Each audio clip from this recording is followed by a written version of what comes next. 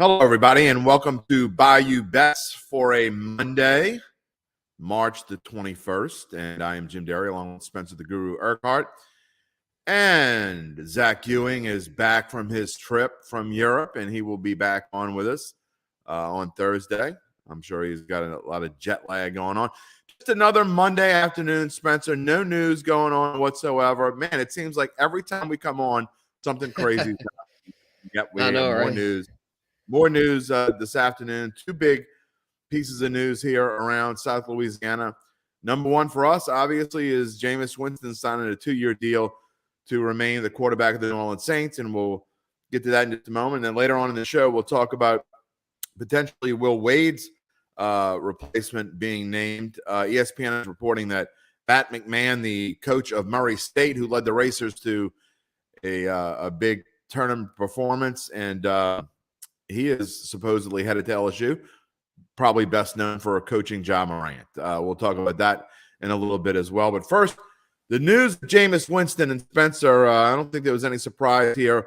Once the Saints did not get Deshaun Watson, Jameis Winston was clearly the number 2 choice. Right. Yeah, most definitely. It was just down to Jameis, and it was, if you don't get Jameis, well, you're kind of in panic mode, because then you're trying to look to the trade market, and you don't want to give up draft capital for a placeholder quarterback like Baker Mayfield or Jimmy Garoppolo. So yeah, Jameis had to get re-signed. Glad they worked the deal out. Solid value, 2 years, $28 million. I thought that was fair, and I agree with who was in the chat there, Purple, about they had no other choice. I mean, that's kind of where it was at. They tried to get Deshaun, swung and missed there, so they had to pivot to Jameis, because they definitely couldn't turn to Matt Ryan. That's for sure. He got moved today, so glad Jameis is back. Lisa Funderburg, I'm not sure what you're saying here. That's too bad about Winston. Thought we could have a chance this year. I don't get the hate on Jameis Winston. I just don't. Who else would you possibly suggest the Saints get a quarterback? They try to get Deshaun Watson, and there is zero, whatever you want to talk about, that Winston wasn't the clear number 2. There is nobody that was left over that the Saints had a chance to get that is better than Jameis Winston. Zero. All you Taysom lovers out there, get it out of your head. Taysom Hill is never going to be a starting quarterback in the NFL. He's never going to be a starting quarterback for the Saints unless Jameis gets hurt. And even then, you got to think the Saints are probably going to go find a decent number 2. I doubt it's going to be Simeon again. They're either going to draft someone, try to work with Ian Book, which, gosh, I don't know. I hate to put too much on one start, but I do not get the Jameis Winston hate. He was in his 7 games, was in the top 5 in plenty of categories. This one, okay. I got to show this one too. Marcus Talley would have loved to give Colin a shot. I am assuming you're talking about Colin Kaepernick, and that is a big fat no. The guy's been out of the league for how many years now? To do what? It's been a while. I mean, you could bring him in for a workout, but Colin Kaepernick is not a starter. I mean, he's never going to be a starter again. It has no, and I'm just going to throw this out there. It has nothing to do with politics. You can think that it does all you want. He wasn't that great of a quarterback when he was in the league, and he's not a good quarterback now that he's been out of the league for 3 or 4 years. So that is not going to happen. All right, here's another one for you. T. Hawkington. Winston is a good quarterback. He was doing great before the injury. People just hate on the guy for no reason. I don't want to have another year like last season. I don't think anyone does, T. I mean, I think Jameis Winston, I got to say, before the season started, I was not sold on Jameis Winston. But the way the guy improved, and obviously the effect that Sean Payton had on him. Now, I get that Sean Payton is not here anymore. But I think the growth that he showed in just those 7 games, Spencer, leads me to believe that he can be a top 10-ish type quarterback. Ooh, top 10. Yeah, I hope. He's got that ceiling for sure. I don't know if he'll quite reach it this year, because his touchdowns to interception rate was exceptional, but also unsustainable, I feel like, because if he would be at that clip, shoot, he'd be right up there with Aaron Rodgers, and I don't see that happening. But he doesn't have to be perfect, because the Correct. Saints And he are a doesn't have to be Aaron defense. Rodgers. Right. Yeah. The defense is that's the identity of this Saints team under Dennis Allen. It's a defense first team, made that clear in the second half of last season. And I would have made the playoffs if they had just had any sort of quarterback play. And I was one of those Taysom Hill truthers, but after seeing last year's results, I have to come to the realization that no, he's not the guy. I mean, he's just too limited as a passer. So turn the page there and realize now it's you got to have somebody that can throw the ball at a high level, and Jameis can do that. He's a strong passer. He does throw a few of those like screw it kind of balls, or he throws it up, but he cut down on those a bunch last year. He did after the first few games. He stopped doing that, and I was very impressed with him after the first few games. And he seemed to really kind of get what he was supposed to do. And I think now that Sean Payton is gone, I think you'll see him even let loose even more. Okay, I'm going to show you a comment again. Interceptions, dropping back 20 yards, then sacks, scared to run the ball. I can go on and on. I'm not sure what game. You must have went and rewatched the first like 2 games of the season from last year, because by the time he got to the Tampa game, those last 4 games he played before he got hurt, different quarterback. Interceptions, how many did he throw last year? What was it, only 3? I think it was 14 to 3 touchdowns to picks ratio. And in the first game he was really good. The only bad game he had, I believe, was that second week against Carolina, where we were missing half the coaching staff and the whole team laid an egg. Correct. And I mean, you can go back and take stats from the Tampa Bay, his last season in Tampa Bay. Yeah, he threw 30 interceptions. He had a horrible coaching staff. This is a completely different coaching staff that he's playing with, and he has earned the right. I mean, there is zero question. You watched every game. She says he watched every game. You're a hater.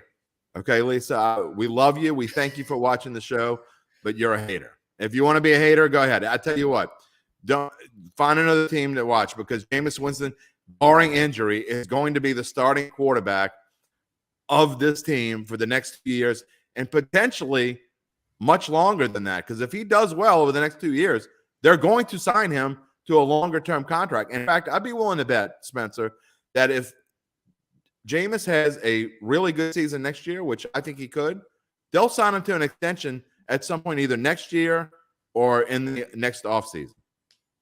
Yeah, before he would hit free agency. I just have to see how he does. I think it comes down to improvement. If he can continue to grow and continue to show signs of growth, then yeah, he'll be worthy of that for sure. I just hope he can keep it going, because he has had his issues in the past. But I mean, from what we saw last year, I know it was only half a season, but it looked really promising. And I like his mentality. He seems to have a good attitude. He's matured a lot from when he was younger, and with Tampa Bay kind of being the eat the W, all that goofy stuff. I don't care that he does that. Hey, man, get fired up. It's all good. T says he had no idea what Lisa was looking at. He shakes his head. Now it's the workout videos. Everyone clowns him about the workout videos, but it's like, fun. Hey, if he's getting results out of it, whatever. Who cares if it's a little unconventional? What are you expecting to be all like serious? Like if he's doing a little, I mean, if that's what works for him, then cool. Like I'm okay with it.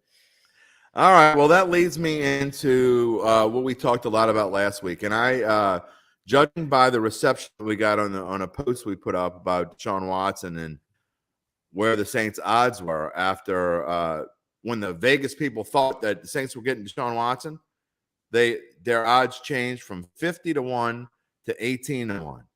Hold on, but real quick, Patrick, before we put the graphic up, Eddie Garcia says, we believe in Winston, especially with him having Michael Thomas back and now get him Jarvis Landry.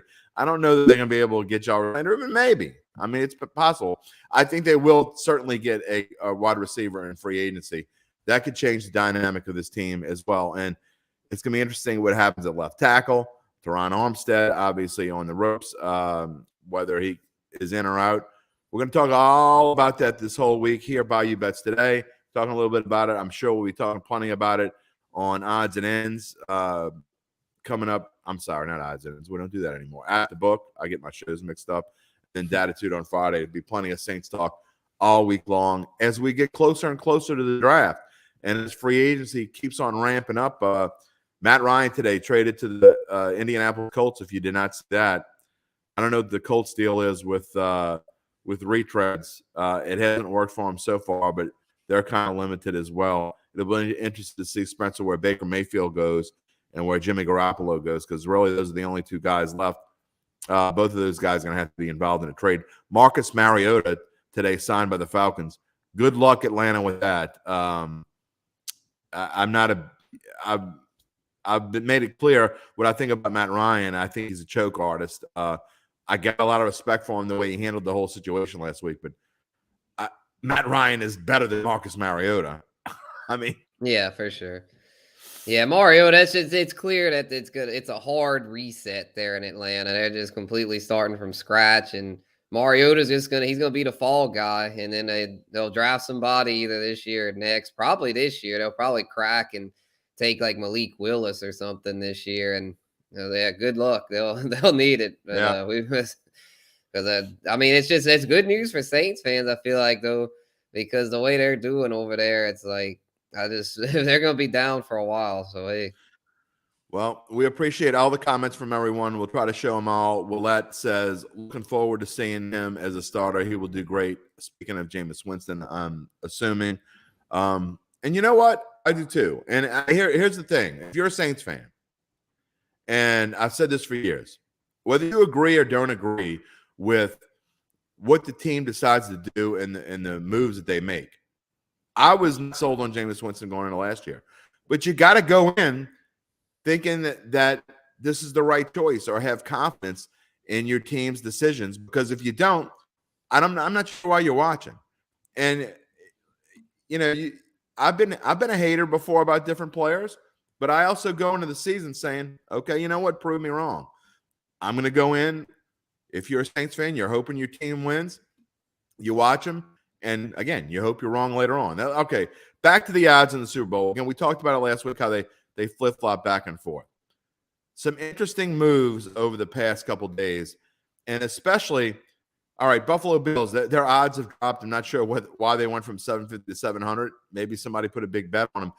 Interesting move now that the Saints didn't get Jameis Winston. Deshaun Watson, that he went to the AFC. Obviously, this plays a factor, but Tampa Bay, you could have had him at 28-1 before Tom Brady decided to come back. That was just a little over a week ago. They went from 28-1 to 10-1, and now they're 8.5-1 up there with the Buccaneers. That is an insane price for me, Spencer. We'll get to the other ones in a minute, but just those top three right there, I just think that's crazy. 8.5-1.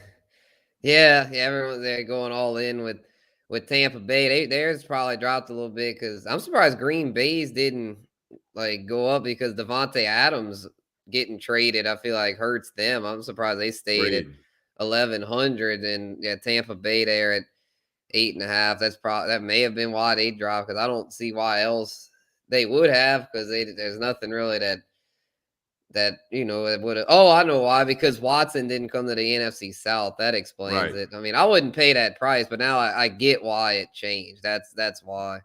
We're going to talk about the NFC South in a moment, but I do want to. The three interesting ones to me are at the bottom, and the Cleveland Browns. This goes to show you how a quarterback will change odds. Now, in all reality, do we think the Cleveland Browns are twice as good now that they've got Deshaun Watson over Baker Mayfield? I'm no Baker Mayfield fan at all, but this just goes to show you this is a reaction to what they think the public is going to do, not so much what they think as far as, and how you got to be careful. You're not getting a ton of value with a lot of these futures bets.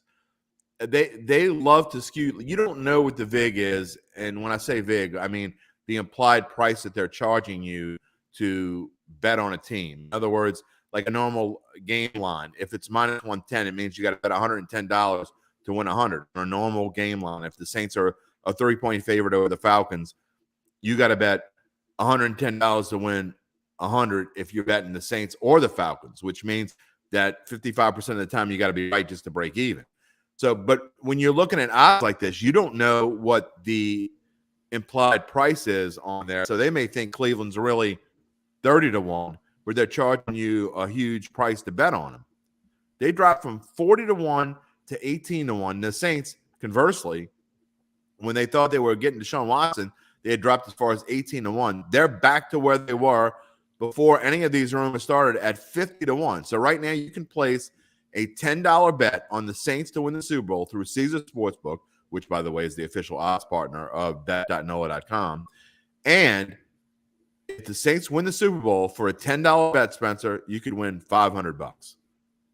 Hey, that's a nice value, I'd say. I don't know why the Deshaun Watson thing is made the odds go this crazy, because there's still a good chance he gets suspended for over half the season. So with that factored in, I don't get it. I don't know why the odds are. But I know it's because of the public, but still, hey, it's just I feel like he'd be an idiot to do that, because it's like, I mean, even if you feel like Deshaun Watson's gonna be the savior of the Browns, it's like if he misses half the season, by the time he would come back, they could be in a big hole. It's a tough division. I mean, that's a huge suckers bet there, 18-1. I would stay far away from that. The Saints, though, at 50-1, yeah, give me some of that. I might go after the show. I might have to go throw 10 on that. That's I nice. just looked. They are still 50-1. So the news of Jameis Winston did not change the odds at all. So again, I don't understand why Deshaun Watson would cut your odds in half, but a Jameis Winston would keep you at 50-1. I tell you what, I don't think the Saints are going to win the Super Bowl, but I think they're certainly a playoff team. We're going to get in the NFC South odds in just a moment. And I think 50-1, the Saints might be one of the best bargains on the board. I mean, again, you play the season 50 times. I think the Saints win the Super Bowl at least once. I honestly do. I mean, obviously you can't play a season 50 times unless you're doing it on Madden, but hey, 50-1, why not? Leads me to the odds to win in the NFC South. Another bargain possibility, I think. To me, there's only two teams that can win this division. Atlanta and Carolina are going to be awful next year. I mean, they're going to be flat out awful. Marcus Mariota as your Falcons quarterback with basically no receivers in the mix. I just don't see how they're any good. Carolina at 12-1. No, I'm not putting any money on Carolina. I don't think they're going to be any good either. So it leads you to, do you want to bet $240 to win 100 on Tampa Bay? That is a fool's bet. Which leads me to, if you're going to make a bet on this, the only team you could possibly bet on this list, Spencer, are the Saints at 4-1. You put down a $100 bet on the Saints to win the NFC South. If they win the NFC South, you win $400. We've already shown that Dennis Allen has Tom Brady's number. And they're not going to be a better team next year. I think they'll be about as good as they were last year. They're a playoff team. They win the NFC South? Probably, but I don't think they're going to win it. I don't think they're going to win it 3 times out of 4, which is basically what I'm the Saints 1 out of 4. They're going to win the division at least 1 out of 4 times. Yeah, I would think so, because with Dennis Allen, like having Tom Brady's number, if it's close and they can be in and sweep the division, if they're tied, the Saints win. If they would win the tiebreaker if they can beat them twice in the divisional games, which they did last year. It just were a couple games behind them in the regular season standing, so didn't get it. But yeah, I think they could definitely do it there. I just those Tampa Bay odds are just. I mean, I understand why they're the heavy favorite, but I wouldn't touch it. And as far as Carolina and Atlanta, I don't think either one have a chance, but I would much rather, if I had to pick one, I'd much rather Carolina than Atlanta. I'm not sure why Carolina's that much lower than Atlanta. To me, Carolina's got a little more hope than Atlanta, considering Atlanta has absolutely no weapons and a worse defense. Yeah, I'm not putting money on either one of those, but feel free. I'm guessing Lisa's going to bet on Tampa Bay. I don't know. I'm just messing. By the way, Lisa Funderburg, I didn't say you don't know anything about football. It has nothing about that. I just said you're a hater. There's a difference. You could be a hater and still be you could be a connoisseur of football and know more than I'll ever know. That's a possibility. Just because, but there are a lot of people out there, and this is why Vegas makes money. People bet things with their hearts. they bet things because, there are certain players they don't like. There are certain teams they don't like. I mean, how many people do you know, Spencer, that they're never going to bet on if the Falcons are playing the Saints and the Saints are 16-point favorites? And I know this because I have, D Squared comes on my show every Friday during football season, and there is no way he would ever take. You could make the Saints a 40-point favorite over the Falcons, and he's going to take the Saints. And people bet that way too. It just is what it is. Yeah, it's in the sports books know that people have their natural biases, and that's just the way it is. And people stand on that. They plant their flag on it. It's not like the sports books don't force you to go which way, but that's just, when emotions get involved, rash decisions can result. That doesn't mean, and Liz has probably turned us off by now. I hope you're still watching. We love you, but get rid of that hate. Jameis Winston's going to be just fine. All right. We only have about 15 minutes left in the show, so I want to move on a little bit, and I want to talk about LSU basketball for just a couple of minutes. And in case you didn't hear earlier today, ESPN has a report out that LSU is expected to hire Murray State's Matt McMahon as the successor to Will Wade. An interesting hire if this is the case.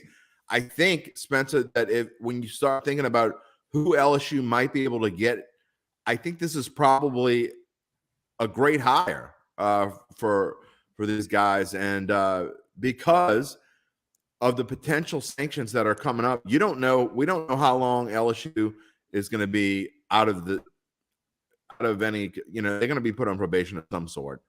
Whether that keeps them from going to the tournament for 1 or 2 years, maybe even 3, this program is going to face some sort of sanctions.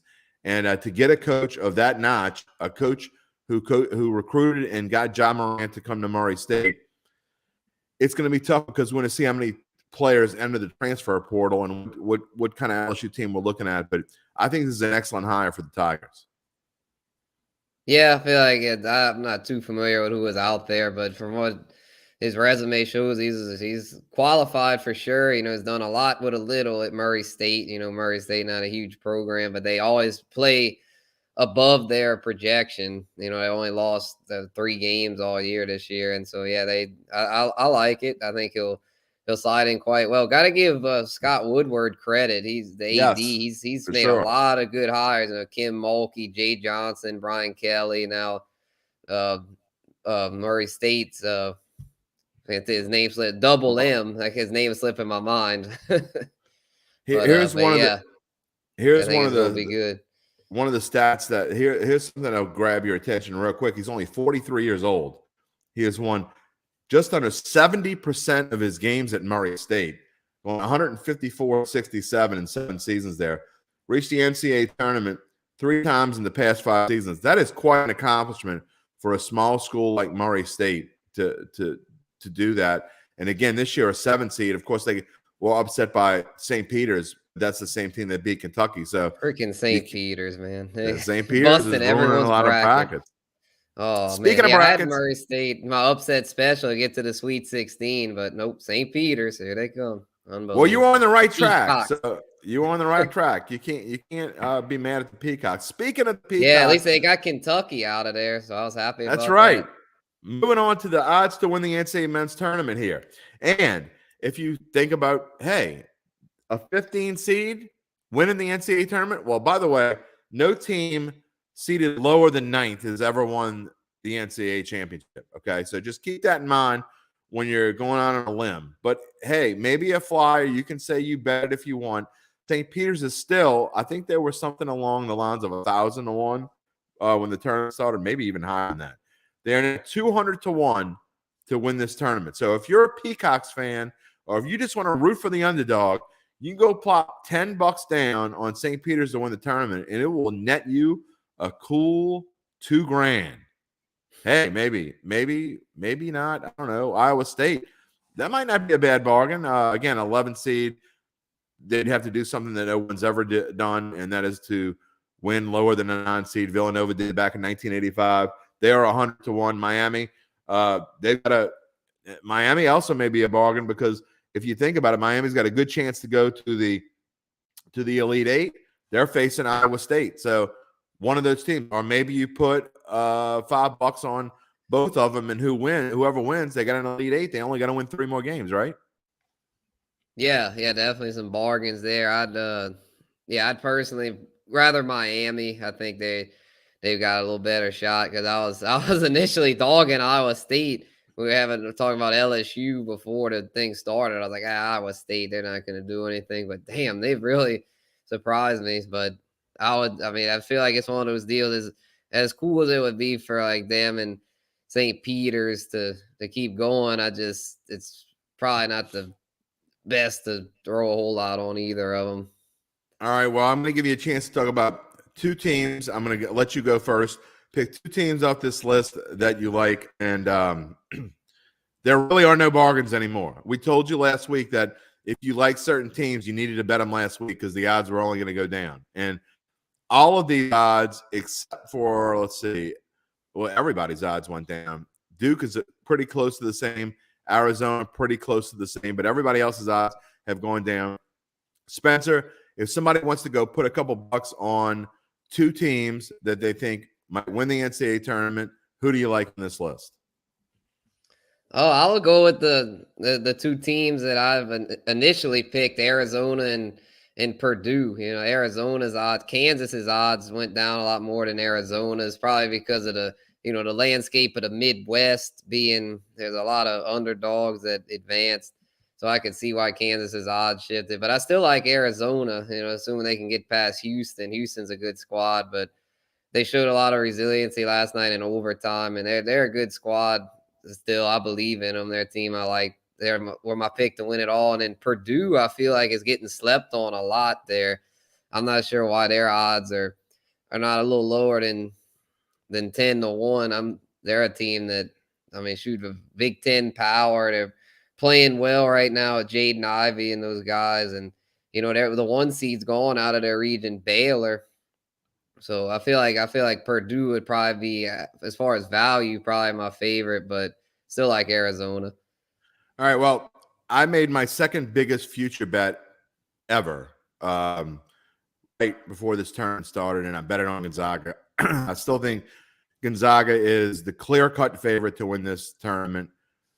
I think even at 225, it's almost a bargain, but I think you missed the boat. Even if you like Gonzaga now, I think it's a little too late. It's probably, you're not going to win any money betting $10 on them, and I think your chance to get a bargain on them is passed. So that being said, the 2 teams that I like the most in this list, going in complete opposition to you there, Spencer, because I think Villanova I thought before the tournament they were really good.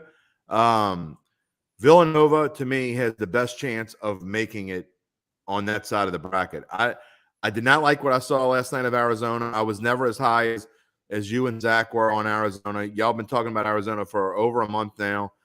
I just don't see it. They really almost lost last night. They probably should have lost last night. They got a little lucky.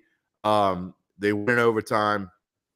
But I think Villanova is a great bargain at 12-1 because I think they have an excellent chance to run through. If they get to the Final Four, I really think they're going to beat anybody from the bottom side of the bracket, including Kansas. I don't like Kansas at all. I don't get Kansas's odds at all. That's way too high. I wouldn't touch Kansas with a stick. I wouldn't even bet them still at 9. If they were still plus 900, I wouldn't bet them. So Villanova is my number 1. My number 2 is if Gonzaga is going to lose before they get to the championship game, I think there's only one team that can beat them, and it's Texas Tech. Texas Tech scares me, and I want to put a little bit on them last night because I already had a future on Duke from the beginning of the season. But I don't like the way Duke's playing right now. I think Texas Tech's going to beat Duke. And Texas Tech, to me, they have a chance to win this whole thing. Realistic chance. They are playing really good basketball. They have been for a little while now. And I was scared of them going into the tournament. I'm just as scared of them going now, which leads me into the schedule for the week. We're going to talk, and again, we're going to only spend a couple minutes on each of these. But going into Thursday's schedule, give me one game that interests you, Spencer. I'm going to tell you right now, my number 1 game is Texas Tech. I find it interesting they're only a 1-point favorite over Duke. I love the Red Raiders this week. Yeah, that one's definitely interesting, no doubt. Yeah, I've got the Red Raiders too. I think they're gonna get it done here. I had them in my initial bracket, so glad they're still going there. And shoot, this is tough for me because I think the Villanova Michigan matchup's interesting, but I'd have to go with Arizona Houston because as much as I like Arizona, I have to acknowledge how good Houston is. I mean, they blew Illinois out of the water, and I expected that. Illinois barely got by Chattanooga, and just I don't know, for a Big Ten team, it's not all that impressive. But Houston, and I know they're AAC. That's probably why they got a low seed there at 5. But to me, they're a lot and they better. haven't been playing that great either. They did lose to Memphis, but Memphis showed that Memphis is quality. I mean, that's a good team there. Yeah, they hung with Gonzaga. So, I think the AAC is a somewhat underrated conference. SMU got snubbed from the tourney. They maybe could have made some noise as one of the first 4 in. But yeah, Houston there. I mean, it's only a 2-point spread, so Vegas is acknowledging how good they are against a 1 seed in Arizona. Definitely keep an eye on that. Houston's the only underdog I actually like on this list. Uncle Big Nick, our golf expert, is winning on basketball. Zags look like they have grown men playing. They got some grown men, all right. They got some 7-footers.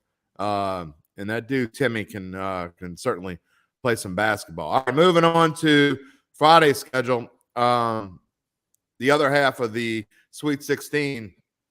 Give me the one that sticks out to you. Yeah, I'll say UCLA, North Carolina, because North Carolina, they're really turning it up in March like they do a lot of times, and UCLA, another blue blood there, so that's going to be a good one for sure. I'd say the UCLA, I had them over Baylor in my initial bracket, so I'm thinking they could get it done, but I think this is a coin flip. They're both playing good basketball, and it wouldn't shock me if UNC gets it done, but I'm hoping UCLA for my bracket purposes.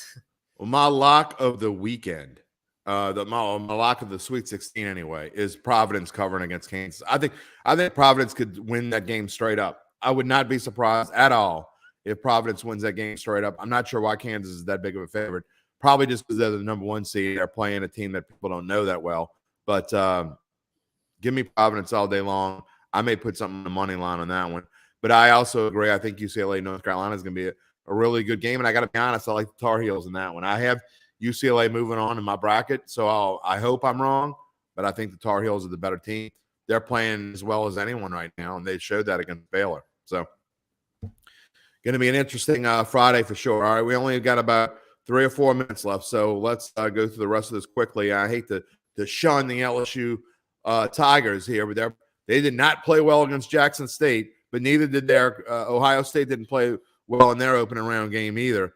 LSU, just like they were on Saturday, are a 4-point favorite at the PMAC tonight to move on to the Sweet 16 against Ohio State. Spencer, they're going to have to play better than they played, trailing Jackson State by 10 with 4 minutes to go, and somehow found a way to get hot and go on a 19-3 run and win the game. Right. Yeah, I think they will. They got a strong senior class, and their 5 seniors be there last night at the PMAC. I think they'll be extra motivated to move on to the Sweet 16 there. I think they could cover that 4-point spread. It's a fair spread. I mean, Ohio State's a quality team. Their point guard is really good. It's going to be an interesting matchup between the 2 point guards there. It should be fun to watch, but I'm thinking LSU will pull through. I agree. I think they'll find a way to win, and I think they'll play a lot better than they played on Saturday. Odds to win the NCAA tournament on the women's side. South Carolina, even more dominating in women's basketball, I think, than Gonzaga is in the men. I think I don't normally play plus 160 at this point, but kind of like Georgia in football that I bet them huge when they were plus 125. I think you're getting a bargain at plus 160. I really do. Someone was asking me last night what I thought their odds would be before I looked, and I said, minus 120 or so. When I looked and saw plus 160, I think that's worth a bet if you're willing to plop some money down on it. LSU, interestingly enough, still at plus 6,000, which means they're 60 to 1 to win the tournament. Hey, go put $10 down on that. You never know what Kim Mulkey and company can do. They'd have to go on a heater for sure, but you never know. And I like Louisville at plus 800 is my bargain bet. For sure. Yeah, there's I mean South Carolina is the obvious go-to here. I had said Stanford a while back is maybe a potential one to throw a little bit on. But yeah, I'd say it's probably South Carolina, and then LSU at those odds. Shoot, why not? Why not? Indeed. All right, let's move on to the New Orleans Pelicans, and we see what they have the rest of the March. I got to be honest. I mean, they just completely destroyed San Antonio a couple nights ago, and then last night beating up on the Hawks. They still don't have Brandon Ingram back. We're hearing reports now. It's no surprise. I said this months ago, and I think I said it 2.5. I think I said it around Christmas time. Zion Williamson's not coming back. Forget about Zion Williamson, but that, and to me, is almost it helps the Pelicans. I know it sounds weird, but they play better knowing that they don't have to worry about that circus.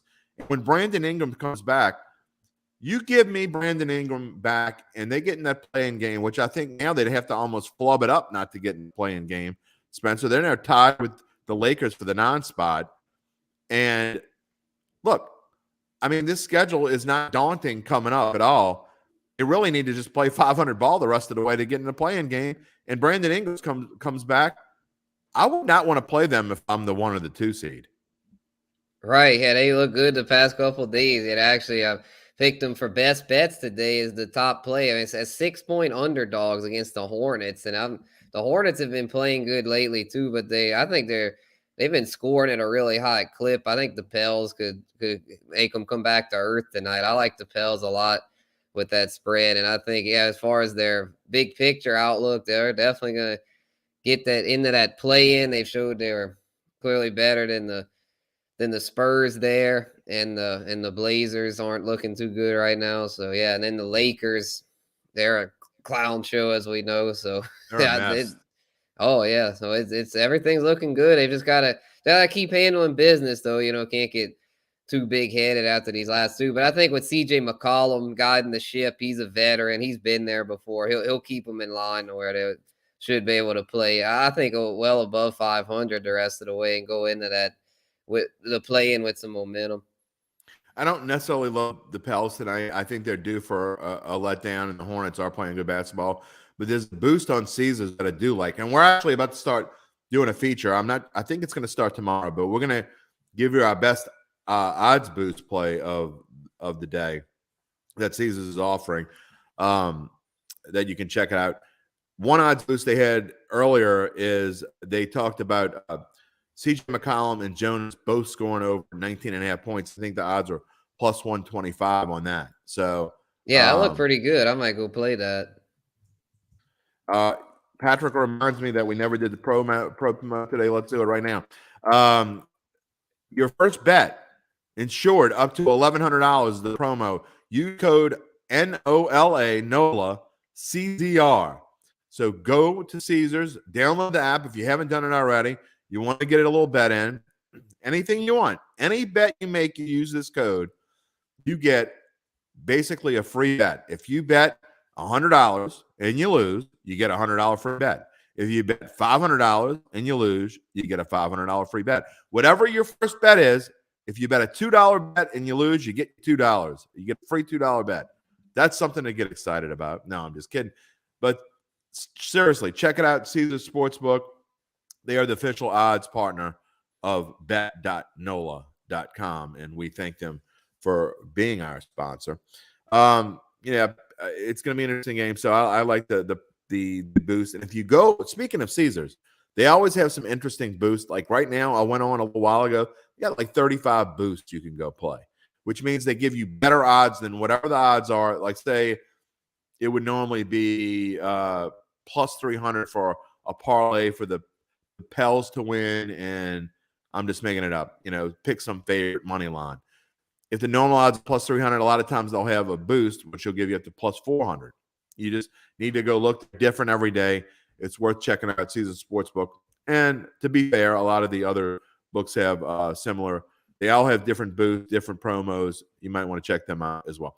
All right. Spencer, final thoughts here. going into the week. Jameis is signed, and we have a new basketball coach at LSU, it looks like. But your final thought could be on anything you want. All right, yeah, I'll make it about NASCAR. Finally Yeah, go ahead. The winner yesterday. William Byron took home the checkered flag at the reconfigured Atlanta Motor Speedway, which is a really tough race to handicap because they had basically no data at the new track because they increased the banking to where it became like a super speedway as opposed to a traditional mile and a half. But I like William Byron. He has a good history at plate races. Super speedways. He's won at Daytona before, and he was due to win. It had been over a year since he had won, and he's always among the top contenders. I believe he was like 120 to 1 to win it. So that was our 120. They were all long shots because no one knew what they were going to do. I think it was 12 to 1 actually, but anyway, it still would have been a nice payoff if you put a little something on him.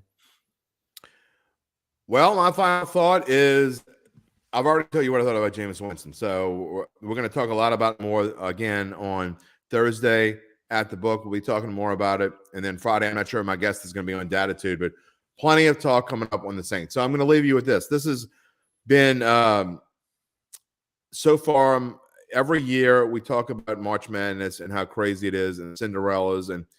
But I don't know that I've ever seen a opening round and a Saturday like I saw this year.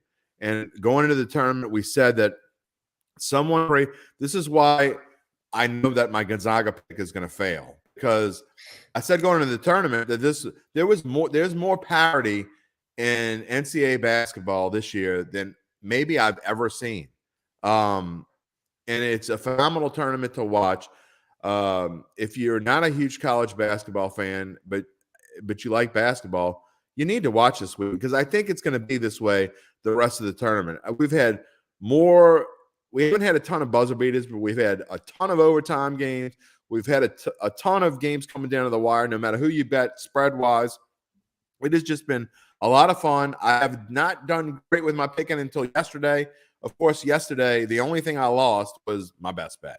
But everything else hit. So it has been a lot of fun. We're going to keep you up to date on the tournament. Uncle Big Nick's asking about golf match play. We will be talking about golf, and the match championships are this week.